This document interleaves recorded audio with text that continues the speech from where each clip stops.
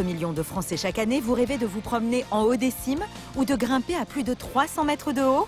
Près de 500 parcours dans les arbres et plus de 150 Via Ferrata de France sont faits pour vous. Quelle technologie les constructeurs mettent-ils en place pour nous permettre de nous amuser au sommet des arbres et des montagnes sans prendre le moindre risque? Tyrolienne, pont de singe, escalade, comment éprouver des sensations fortes en toute sécurité et sans vertige? Enquête.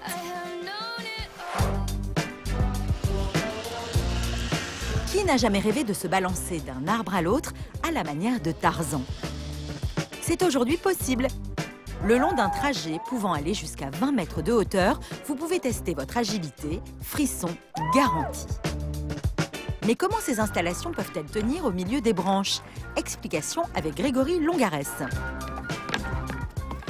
On a 2 planches sous nos pieds qui sont de chaque côté de l'arbre et qui sont serrées, boulonnées de chaque côté en pression sur l'arbre. C'est pas percé à travers l'arbre, puisque l'arbre, il faut qu'on le garde en pleine santé pour pouvoir accueillir notre parcours aventure tout le temps. Et oui, car il ne faut pas l'oublier, les arbres sont des êtres vivants. Dans leur tronc coule la sève, qui permet d'amener les nutriments du sol jusqu'à la cime. Si l'on perçait le tronc, on infligerait une blessure à l'arbre. Les câbles en acier sur lesquels on évolue enserrent donc ce tronc sans l'abîmer. Mais pour que nous puissions marcher dessus, les câbles doivent être parfaitement stables. Lors de l'installation, il faut soigneusement doser leur tension, comme nous l'explique Jean-Michel Courty, physicien. Si le câble extrêmement résistant est trop tendu, la force qui s'exerce sur l'arbre va avoir effet soit de le fléchir, soit même de le casser. Et pour nous retenir en cas de chute, un câble indépendant est tendu tout le long du parcours. On l'appelle la ligne de vie. Donc la ligne de vie, c'est l'élément où on va s'accrocher pour permettre justement de rester en sécurité sur les jeux, sur les agrès. En fait, on a 2 mousquetons et à chaque fois qu'on a un obstacle sur le câble, on va prendre un seul mousqueton à la fois et changer de câble. Et pour éviter tout risque de décrochement par négligence, Hop, et là on est bon. les concepteurs ont mis au point un système révolutionnaire, la ligne de vie continue, à laquelle on reste accroché du début à la fin du parcours. En ligne de vie continue, le câble ne peut pas sortir du connecteur, du crochet qui est là, mais par contre on peut passer les petites plaques métalliques, ce qui permet justement de pouvoir faire hop, les petites jonctions sans avoir à décrocher le mousqueton du câble. Grâce à cette ingénieuse invention, plus aucun risque de se décrocher. Notamment sur l'attraction phare de ces parcours, réalisée sans filet, la tyrolienne.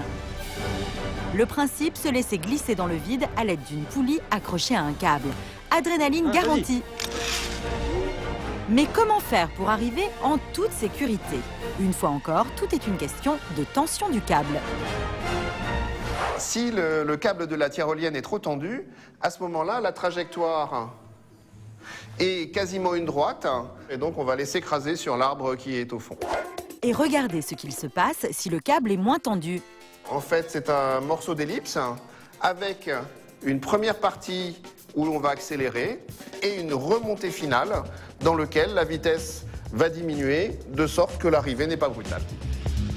Grâce à cette astuce, on peut gagner beaucoup de vitesse pendant la descente, tout en arrivant en douceur.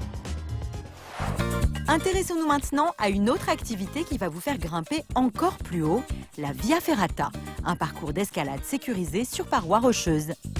On en trouve aujourd'hui plus de 150 dans les Pyrénées, le Massif central et les Alpes.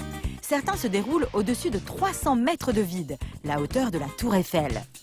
Notre journaliste Audrey va tester pour la première fois ce sport. Bonjour. Bonjour Audrey. Je te propose de t'équiper pour partir ensemble faire le parcours. Ok. Et on est parti. Pas besoin de notion d'escalade pour les voies les plus faciles. On progresse grâce à des prises naturelles ou des éléments scellés dans la roche par des techniciens spécialisés. Et là encore, une ligne de vie nous suit tout le parcours. Tout notre matériel en fait est percé, collé. Vous pouvez voir ici la colle qui a été injectée dans le rocher après avoir été percée pour la tenue des éléments. C'est donc du scellement chimique. Du coup, c'est du matériel pour notre ligne de vie continue qui tient 4,5 tonnes dans tous les sens de traction.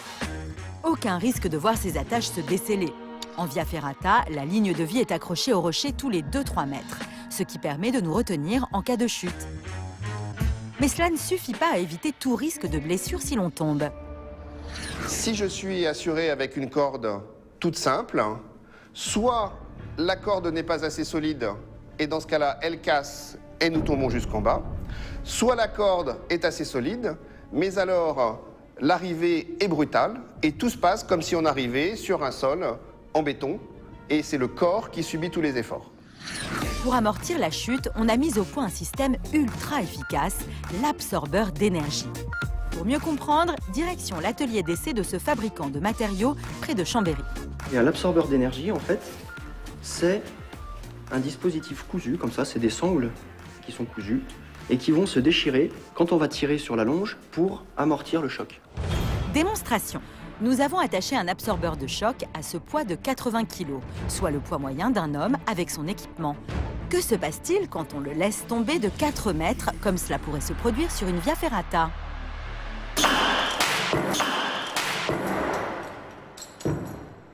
Alors voilà, l'absorbeur a fonctionné correctement. Toutes les coutures se sont cassées pour absorber l'énergie de la masse de 80 kg quand elle est tombée. Le choc a été amorti, un peu comme si le poids avait atterri sur un coussin. Vous savez maintenant comment ces parcours à forte sensation sont sécurisés.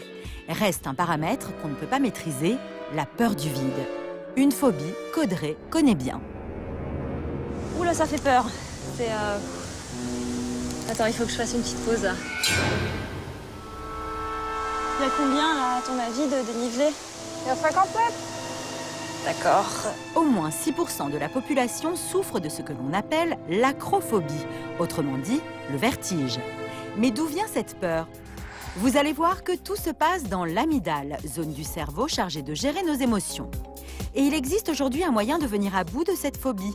C'est ce qu'Audrey va découvrir avec le docteur Fanny Lévy, psychiatre à l'hôpital de la Pitié-Salpêtrière. Et donc chez les sujets acrophobes, l'amygdale en cas de situation de hauteur s'active de manière excessive et accompagne la réaction d'anxiété. Autrement dit, même si l'on n'est pas en danger, notre cerveau nous envoie un message de peur. Dans cet hôpital, pour soigner cette phobie, on utilise une méthode révolutionnaire à la pointe de la technologie, la réalité virtuelle. Audrey va la tester pour nous. Équipée d'un casque 3D et immergée dans un univers numérique à 360 degrés, elle va virtuellement monter en haut d'un building de 23 étages, soit environ 90 mètres, pour affronter sa peur. Là, c'est assez impressionnant. Là, pareil, là, je suis stressée là. J'ai l'impression que je tiens pas droit, quoi. Même si les images sont fictives, le ressenti, lui, est bien réel. De cette façon, on guérit le mal par le mal. Confronter le sujet à l'objet de sa peur, mais sous certaines conditions, c'est-à-dire de manière hiérarchisée, donc en commençant par ce qui fait le moins peur pour finir par ce qui fait le plus peur, et efficace et permet au sujet donc de guérir de sa phobie. Grâce à cette méthode, vous n'avez plus aucune raison de ne pas profiter des joies des hauteurs. D'autant qu'aujourd'hui, vous le savez, vous pouvez côtoyer les sommets en toute sécurité.